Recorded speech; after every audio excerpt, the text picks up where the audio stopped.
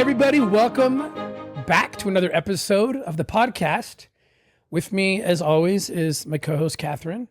And I really need her for this one because we are talking about adoptions. This is National Adoption Month that we're in. And Katherine knows a little bit about adoption. She founded a project that she led for many years called Children Need Families. So tell us what Children Need Families, or CNF, did, why it came about, and... Well, yeah, it was such an honor to be a part of this work. I had a great team, and it was a project under Operation Underground Railroad. And we weren't going for many years, about 5 years. But in that amount of time, we were able to fund 382 international adoptions. And what was really amazing about that is the stories that we were able to learn. And as we worked with families, well, I think we just need to back up. We need to back up and talk about like how this happened. I never thought that I'd be someone that would want to adopt. It wasn't, we had 6 kids. I felt fulfilled, 6 seemed like a good number. And I actually thought I'm not the type of person that could adopt. I didn't think I had that kind of like open, love the world heart, that I felt like you needed. And an experience happened that just was like that. We're going to adopt. Do you want to talk about that part? This is a story of a little boy named Gardy. Gardy was 2 years old, living in Haiti, a U.S. citizen of Haitian descent, and he was kidnapped in December of 2009. Kidnapped from the church where his father was an ecclesiastical leader in downtown Port-au-Prince. And I didn't learn about the story until a year or two after it had happened. It was just devastating. This kid was kidnapped. And then weeks later, the big earthquake hits, which, is like harvest time for human trafficking, child trafficking. We know now because we've rescued hundreds of kids in Haiti over the years, and almost all of them, the trap that got them into slavery was fueled by or set by the earthquake. Because when you cause that much chaos and craziness, it's harvest time for traffickers. They come in, they set up fake orphanages, just put this sign on the wall, and people are like, there's tens of thousands of orphans. Their parents both dead, or, just crazy chaos. And so while the father is looking for his little boy Gardy, the earthquake strikes, he loses half his family in the earthquake. Can you imagine the deep despair you'd be in at that point? I learned about the case when I was working as an agent with the government, and I was just like, this kid was born in Utah. I'm like, we got to make it a U.S. case. And I thought I could make it a U.S. case. And I tried everything. I even spent my own money to send an informant in. Actually, the same guy that is depicted in the film, Sound of Freedom, Vampiro. I asked him to leave South America to go follow some leads. I couldn't get the U.S. government to get on board with the case because it was a Haitian crime. Even though as a U.S. citizen, I thought we could do it, but I was told we couldn't. And so the father was pretty much left to his own devices. And so we went down. It was one of the driving forces of several, but that made me want to leave the government. So we didn't have these jurisdictional limitations, and we can go look for this little boy.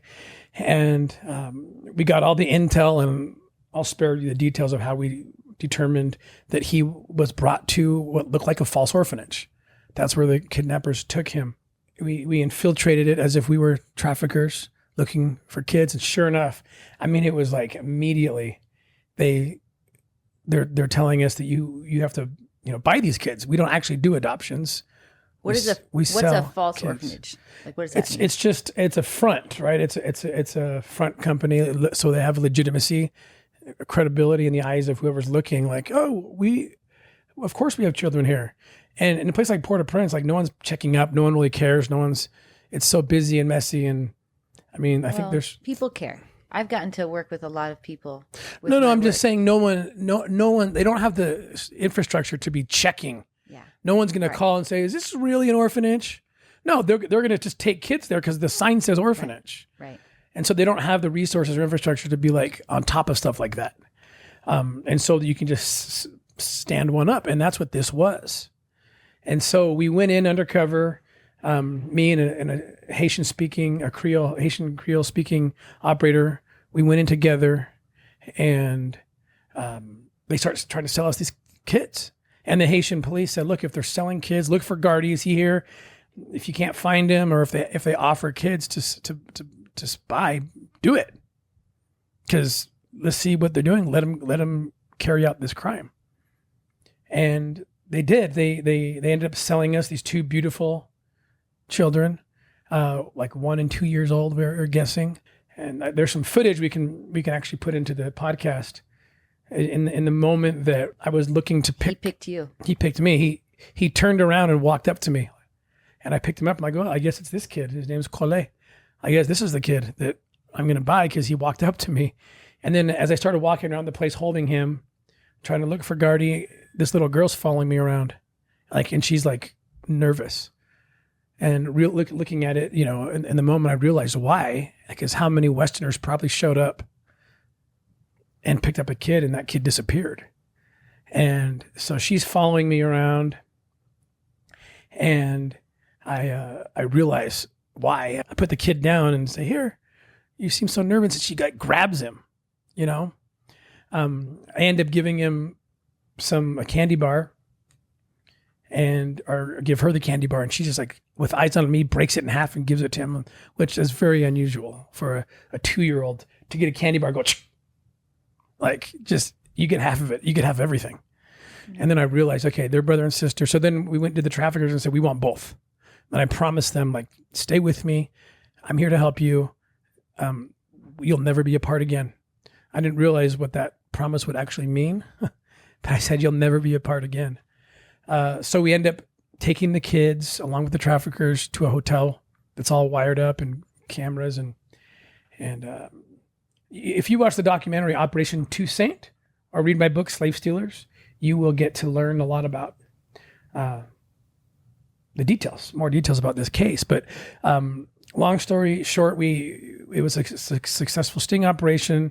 They took the money. We took the kids. They were arrested.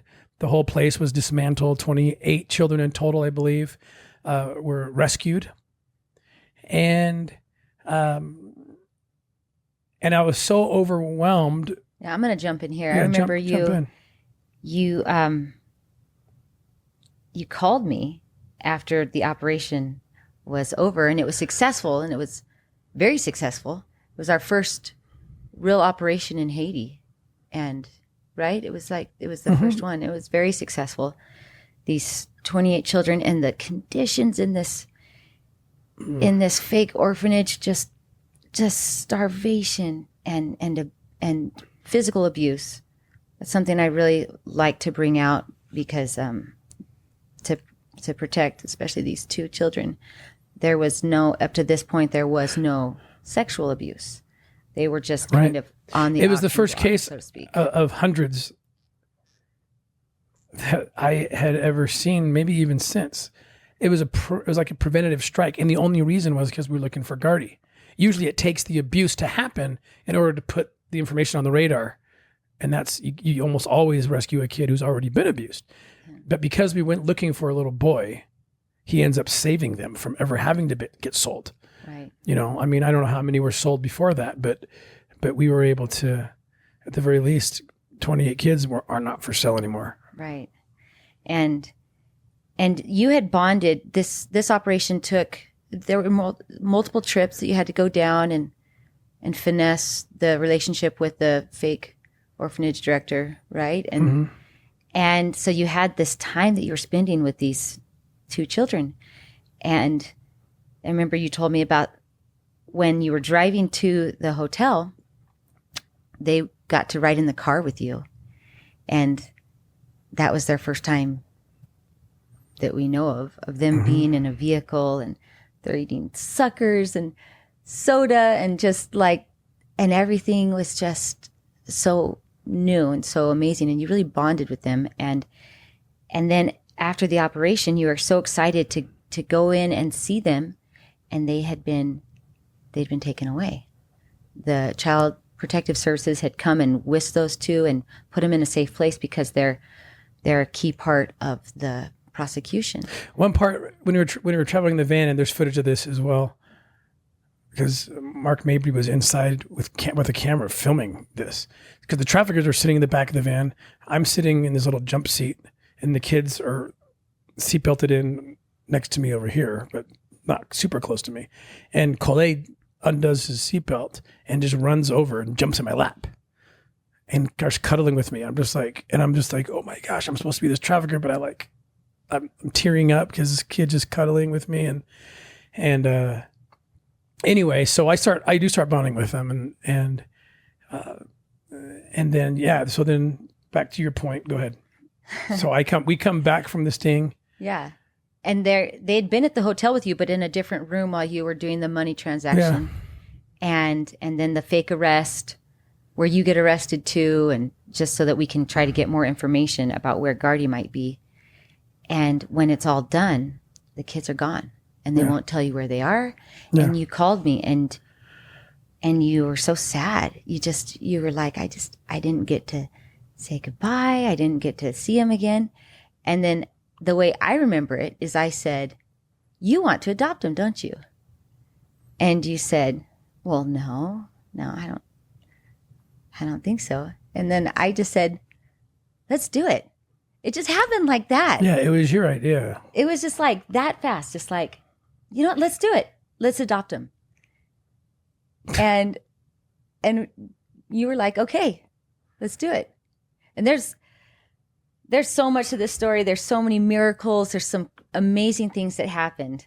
But in that moment, I went from, I never thought I would adopt to let's adopt that quickly. And then it took forever. It took about 4.5 years.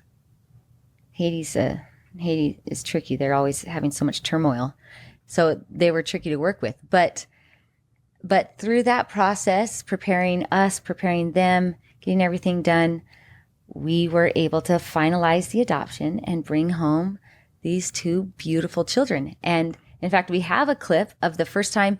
Tim went down a lot because he was working in Haiti a lot and doing the ongoing search for Gardy and other children that are being victimized there. And so you were able to go, there's a miracle story there. We'll share that another time. But when you finally found where they were, you were able to go and visit them and bring pictures of the family. Well, why not tell that story? Because it's pretty amazing. Okay. So I couldn't find them because it was against the law for a child survivor especially, to be identified where they're at. And I was like telling the police, I'm like, yeah, but I rescued them and I want to adopt them. Like, how do I find them? There's like 30,000 registered orphans in Haiti, and even more unregistered. And it's just like, I said, well, there's one woman in Haiti, only one who has authorized to tell you where they are. She runs it. And for months I couldn't get a hold of her. She wouldn't pick up the phone. She wouldn't answer emails, which is kind of typical. I'd go in there to the office every time I was in Haiti. She wasn't there and I couldn't find the kids. And I remember one of our kids at this point, we're already calling them ours, almost like we're going to find these kids and adopt them. And one of our kids said, why can't you find them, Dad? Isn't that what you do for a living? And I was like, oh my gosh. But I hadn't thought to go to heaven. I hadn't thought to go to the Lord about it. And so it was 8 months later after the rescue. And I told you and the kids, like, be on your knees at 8:00 in the morning. I'll be 2 hours ahead of you in Eastern time in Haiti. I'm going to walk in that gate, or this big, I think it's this big green, like, metal door gate that opens up into the courtyard, and that's the office. And I said, I will be walking in at 8 a.m. knowing you're on your knees. And I got there a little early, and I was with one of the operators, and he's like, let's go. I'm like, no, we're not going in until this minute, right at 8 a.m. or 10 a.m. our time. And right as when 10 a.m. hit the watch, I pushed the gate. And as I pushed the gate, someone pulled the gate. And this elderly woman, Haitian woman, comes walking out. I've never seen her before. She's not the one I'm looking for. And I'm just like so amped up that I'm not going to miss the miracle. So I grab her and I'm like, who are you? And she's like taken aback, of course, as she should be. And she's like, well, the better question here is, who are you? And I said, yeah, fair. And I said, Because she spoke English. She speaks English, which is very unusual, very good English. And I said, look, I'm looking for these 2 kids. My wife and I want to adopt them, but I can't get a hold of anyone. And she's like, well, what are the kids' names? And I was like, how are you going to possibly know who their names? But I'm like, all right, Miracle, Colette and Colleen. That's all I know. I don't even know if that's their real name. That's what they told me their name was. And she just goes crazy. She starts crying. She starts dancing. She's like, you're the one who rescued them. I'm like, what? I thought no one was supposed to know about this. No one but one woman. How do you know? She's like, oh, I know exactly where they are. And you won't believe this. She said, I don't even work here. It's like, I'm just visiting. I'm like, what? Like, explain this. So she explained that when the 28 kids were rescued and brought to that office, the principals of the child protection called 3 different orphanages and said, you all need to come. We're going to split these kids up. You're each going to take a third. She's like, I just happened to be there. I was one of the, I don't know, thousands of orphanages that they called. I happened to be called to pick and take a third of them. And I remember that this was a result of a rescue. I remember those 2 kids were like part of the sting operation. And I just remember their names. And then I look at you and I'm like, you must be the guy that rescued them. I said, yep. And she said, I will have them here tomorrow. They weren't at her orphanage. No, they weren't at hers, but she knew Sonia, whose orphanage they were at. And then it got very emotional because she said, do you realize that if you had come in this gate even 3 to 5 seconds before or after you did, or if I had left just a few seconds before or after I did, we would have missed each other completely. And I thought back to that timing and I said, well, do you realize that my wife and my 6 children are on their knees in prayer as I open that gate to find these kids? This is a miracle. And so she brought the kids. We found out obviously who they were, and we were then able to initiate the what was that adoption like process. When that first time, so after 8 months, about where you've done the sting operation, then you haven't seen him and you've been looking for him. What was that like when she brought him? Oh, it was amazing. It was beautiful. Colleen recognized me because she ran to me and she called me Papa Blanc, which is white daddy. She's like, Papa Blanc. And she runs to me, I'm like, oh my gosh. And then Colleen acted more like, I'm too cool, whatever. I'm just going to kind of hang back. And he didn't make it known if he recognized me or not, but she definitely did. And I gave her a Christmas card and she like just was stuck on it and started calling you Mama Blanc and like she wanted all the names and what. They don't call us that anymore, by the way. No, Yeah, I told them, I said, this might work in Haiti, but it's not going to work in the United States. So it's just mom and dad. But it was beautiful. And we didn't even tell them. They had no idea we were going to adopt them. But here she is calling us mommy and daddy, Yeah. And then the unfortunate process of 3 to 4, almost 4 years, it took us. And that's what opened our eyes to adoption. It's like, how can there be 30,000, just in Haiti, 30,000 kids who need a home? And then how many millions of families who have enough to take care of them? And it's just like this economy that's so ridiculous. Like if families just knew there was these children, they would bring one in. If they got to have the experience, we wouldn't have done it, except almost we were forced into seeing these are real children. And they're going to be raised in an orphanage and then booted out eventually. And what's life going to be like? And I look at Colleen today, who've been with us now for 5 years. For 5 years. And I sometimes weep over in gratitude, but also sadness. Like I look at Colleen, I'm like, oh my gosh, she's turning into a woman, young woman. And I'm like you'd be gone. Yeah. You'd be dead or being trafficked right now. Yeah. And Collet would be who knows, like, and instead they're like living this life with a loving family and happy. Yeah. And that's where you got the conversion. Like, people need to see this. And I know adoption's not for everybody, but we didn't think it was. We didn't think it was for us. And it really opened our eyes to what we are personally capable of. And I did not think I was the type of person that was capable of adoption and bringing children into our home and loving them unconditionally. And I have learned so much about the love of God, really, that it's his love that he gives to us and allows us to just love all of his children. And it opened our eyes to like, well, we were blessed. It costs about $30,000 to adopt these two from Haiti. And Haiti's not even one of the more expensive countries, but that's about average, I guess. And we had family and friends that were so generous to help us because we didn't have $30,000 just sitting around waiting, like, what if we adopt someday? And that kind of, the whole process of realizing, wow, we are through the grace of Christ, we are a lot more capable of helping people than we realize. And what do other people do that don't have money? How do they adopt?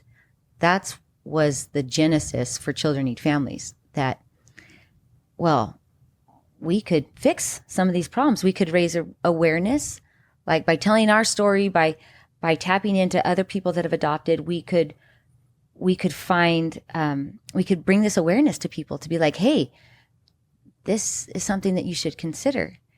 And then also we could help with the funding, which was pretty much the biggest thing that Children Need Families did, that we helped to fund 382 adoptions under OUR. And that's 382 children out of an orphanage. And the thing that is stunning is there's a lot of different reasons why a child is in an orphanage. There's all different. I mean, the stories,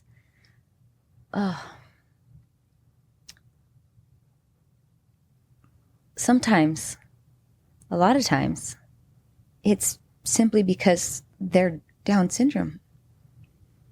And just in certain countries, you're just immediately, oh, your baby is Down syndrome and you didn't abort it. Well, now you immediately put it up for adoption. And that's heartbreaking. And then you have countries like Haiti where they're actually, it's a community. It's kind of a thing that we were working on to help fix. The families are encouraged that the best place for your child is in an orphanage. And you're being a good parent if you put them in an orphanage.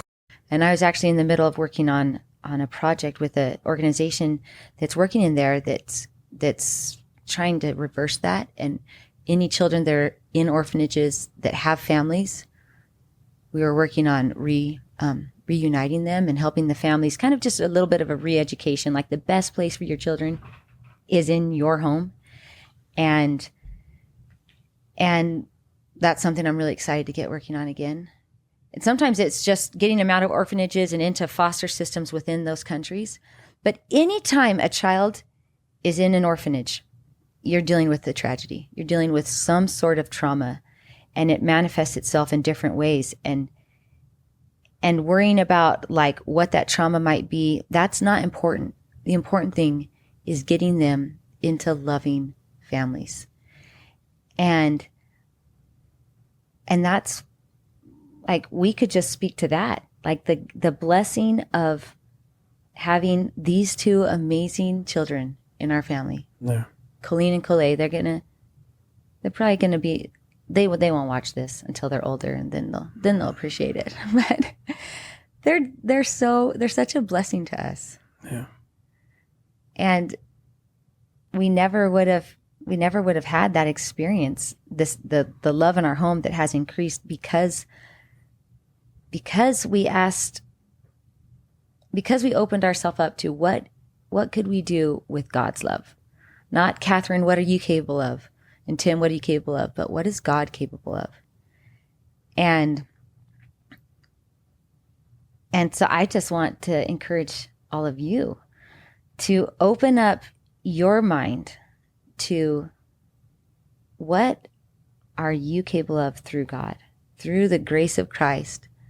What are you capable of? And there's a lot of children that need your help. Colleen would have aged out if she hadn't been in the process of adoption, and she was just barely 8 years old when we finally brought her home.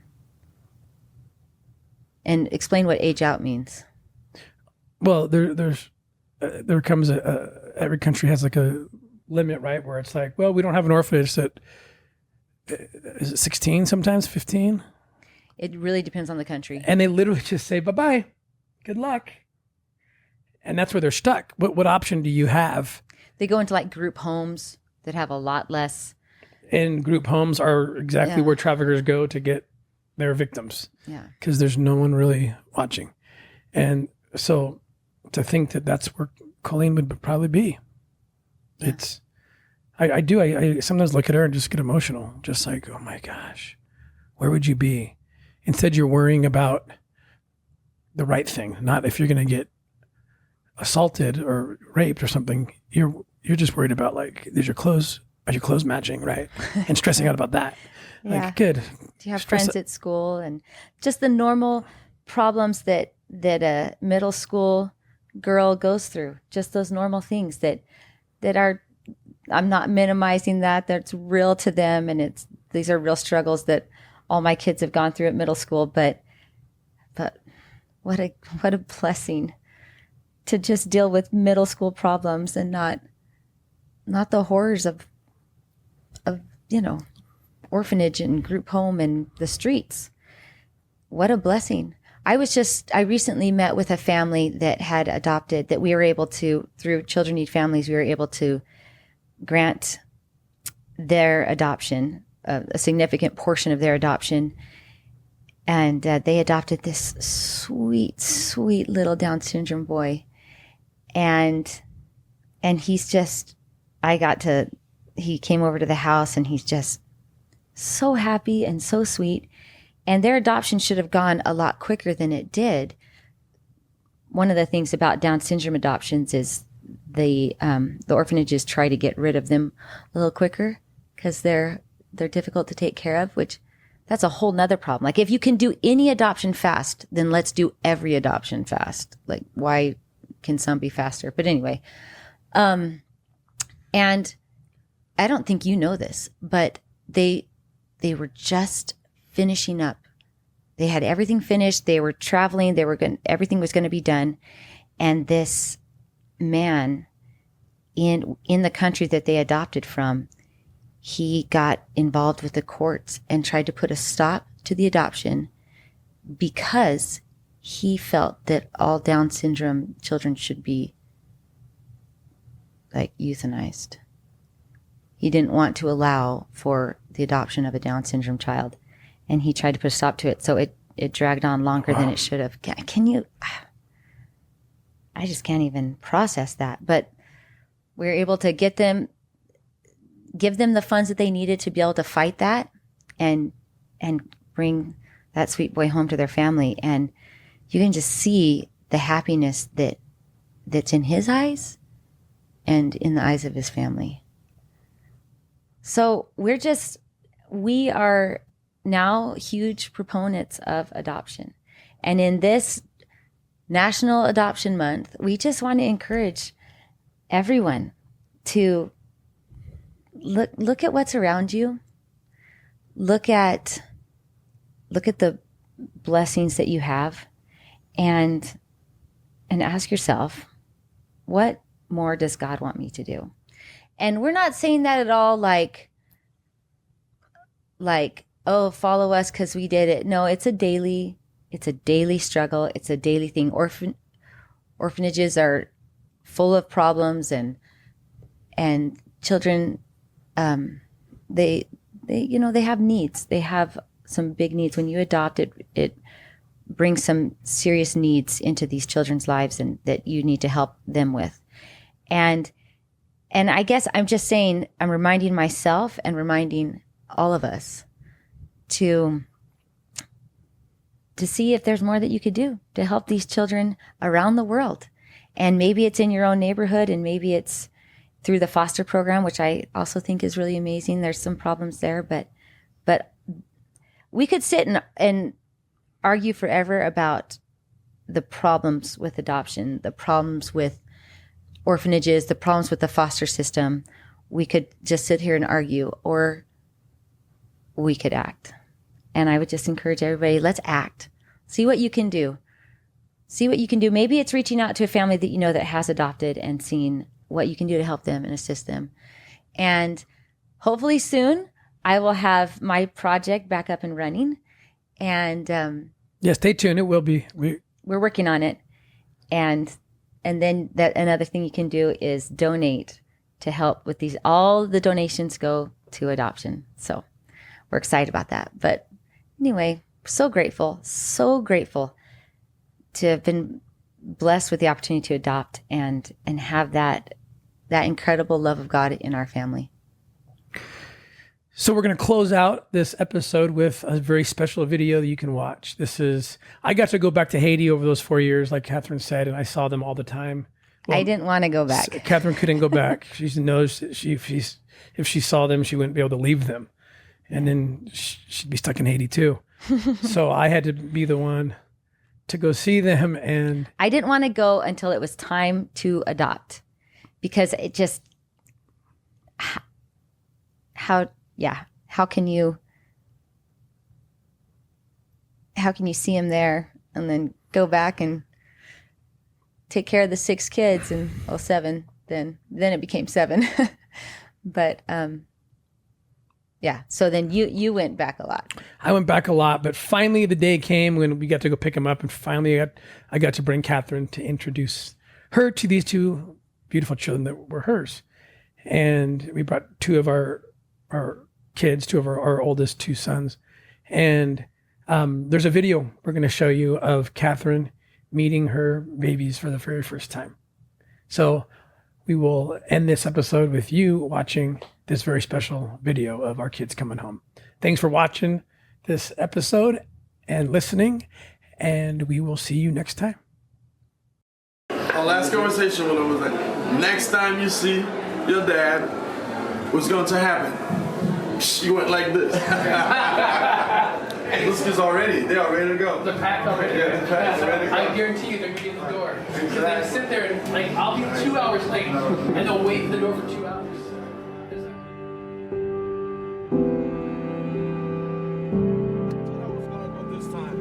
That's the only thing. Whenever they.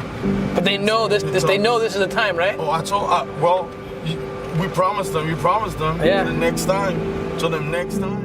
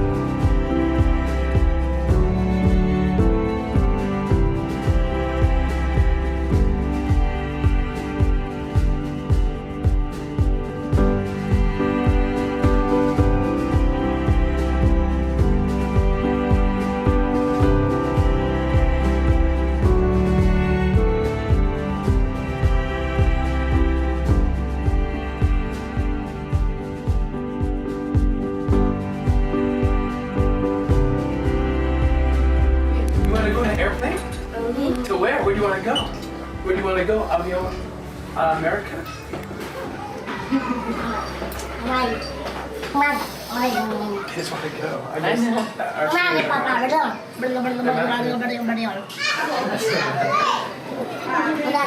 She has a football net. I've been here for 15 years. He's speaking English. He's practicing his English. That's what Daniel does. Oh, he wants to show us.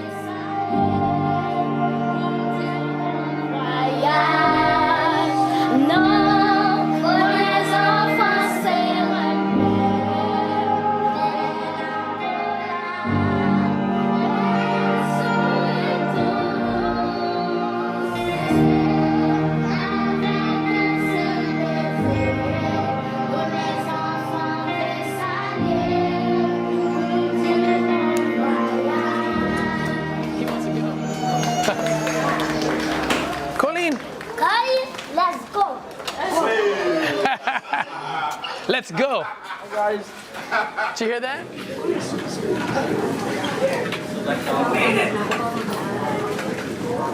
You made it. You made it. Team up. You go, man. We'll see what happens. You got